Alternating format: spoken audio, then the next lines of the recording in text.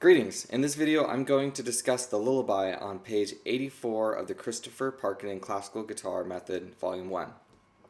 Now, one thing I'm going to skip over really quick is just playing close to the notes. If I'm close to the 12th fret, I get this really juicy sound. I talked about that while discussing the Andante on page 80. So if you want to skip a couple pages back, I should say, then you can get more of an explanation there. But I already covered that, so let's jump into some new material.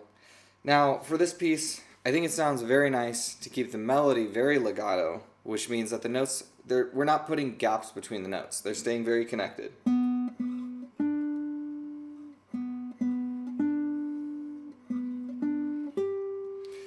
Well, if I contrast that with the texture that's happening underneath,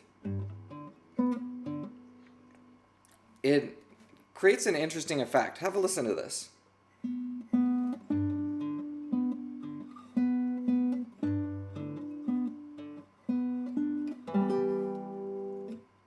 So, I think it sounds good. I think that popping sound in the bass makes a nice accompaniment for the lullaby, while at the same time it creates enough contrast between the melody and the bass line in order to not pull your ear away from what we want the listener to really be focusing on, which is the melody.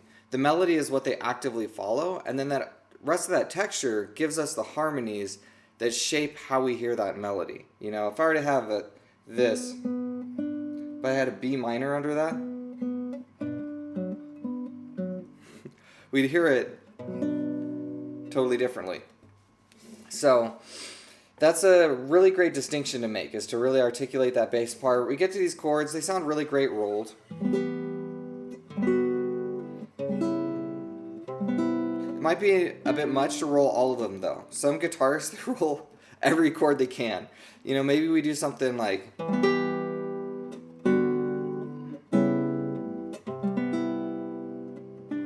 can roll the first and the last, and you know, maybe experiment with different configurations and decide what sounds good to your ear. But I'd appeal to please do not roll every single chord. It just gets kind of annoying when guitarists do that. So moving forward into the second system. Now that A on the second beat of the sixth measure, which is the first measure on that second system, has an upstem, but I prefer to not play that melodically. So have a listen. I'm going to play the beat picking up to there. Instead of going, I'm going to go, and I just think that sounds better, but it's up to you. It has an upstem, so if you want to follow the score more, I don't know, closely according to what is written here, then feel free to, but that's just my personal preference. Now, moving on to the third system, we can keep doing the same bass. We don't really need to articulate those bass notes. We've got so much texture going on that it's just easier on the brain and sounds really nice. This little gesture right here, so this is measure 12. We're going to build, it's a very, the kind of musical gesture that just builds intensity. We've got two voices moving up and one voice in the middle that's adding just kind of thickness to the sound. And we just have that nice little arrival at the end. So preceding that measure, we've got, and you can see that it just naturally builds energy. That's how composers write music, is it's about working with these tensions and stresses and releases in music. Now at the very end, I would also be very careful. So the second to last measure, we have this little triplet.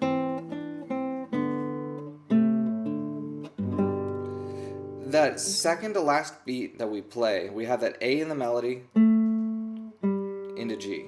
Now I'd encourage you, it's really easy to release that A when we play that D after the C. So we have C, D, G. But we want that A to dominate. It's our melody, so it should be coming across and being heard more than that bass line. So be careful to really sustain him and keep him connected into the next measure.